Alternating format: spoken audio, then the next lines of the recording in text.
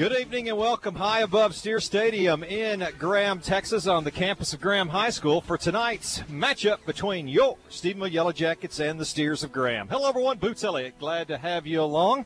As tonight myself and Mike Davis get to broadcast somewhere not often on the roof and outside. And it should be a great matchup. Your Yellow Jackets of Stephenville and the Graham Steers, they'll take on a Yellow Jacket defense that has been outstanding this year, especially the starters. As little as they have allowed through three quarters through all the games, it is an amazing opportunistic defense this year. And it's really started up front. The two defensive ends, Payson Parker and Dylan Garber, have done a tremendous job. And in the middle, Cesar Macias and Jonathan Gutierrez have done a great job. Blue Kaler and Zane Walker, Casey Boucher have been all over the field.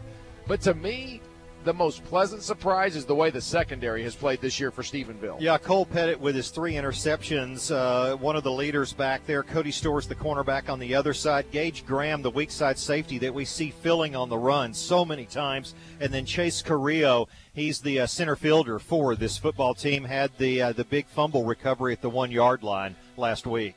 After the game last week, they said they knew Stephenville was improved on defense, but they had not seen a team that physical this year. And I think that really is the difference with Stephenville's defense this year. The way they are attacking from a defensive position, that'll be very important tonight, going against by far the best team they've played this year. We talked about how good the defensive line, this offensive line has been fantastic for the Jackets as well. And it's only gotten better as Tyvon Anderson Robinson is back now, anchoring that left tackle spot. Then on the other side, Devin Roaming went from left. He's back on the right, the 6'3 junior, 230 pounds. The two guards, Scott Gill and Lane York, and Jacob Poston, the junior, in the middle, 6'1", 270.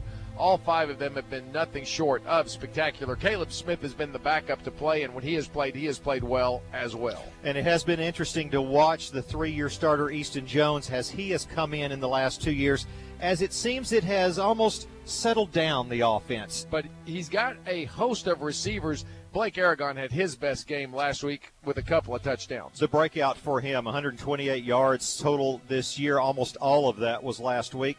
Clay Krause, 276 yards. He leads the receivers in yardage, 2 touchdowns for him. Kyle Lindsey, 129, 2 touchdowns for him. Cade Averhoff with a touchdown.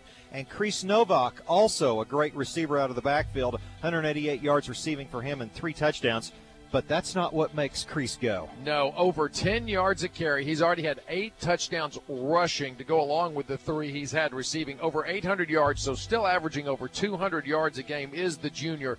The slippery flea will have to have a good game tonight. Jones in shotgun. Again, the give to Novak. Bounces to the outside. Cuts it inside the 20. The 15. Breaks it outside to the 5. To the 10. 5. Touchdown, but this one might be coming back.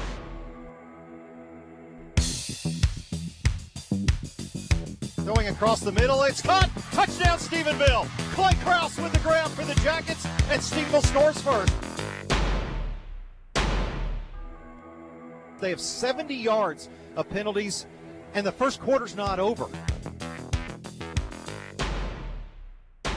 And Novak is down. They have doctors, and they have the training staff on Novak on the ground right now. An entertaining first half that saw mistakes by both teams galore. Nonetheless, we're tied going to half, 14-14. Had his helmet torn off, and for some reason earlier in the game when that was a 15-yard penalty against the Jackets, it's not a 15-yard penalty against Graham that they take his helmet off now. An illegal chop block against Stephenville.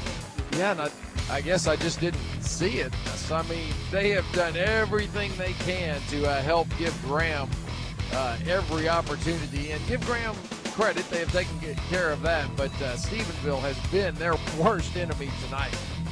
Being forced to the far right side, and now he will throw this one up for grabs, and it is caught but out of bounds, and a late flag, and Stephenville is going to be called for a late hit, and the coaching staff is going ballistic on this one. He didn't lead with the helmet. It looked like he led with his shoulder and just separated Parker from the ball. He had the ball. Boy, Stephenville fans are not happy about this call, as it's not interference. So this is going to have to be some type of defenseless receiver is what they're calling. They're calling pass interference. You've got to be kidding me. He had the ball. Wow. The Stephenville fans are ballistic, and so is the coaches. Alan Thorpe, Patterson Agency, call to the sideline. How upset is the coaching staff right now on that call? We're in Graham. If you're wondering,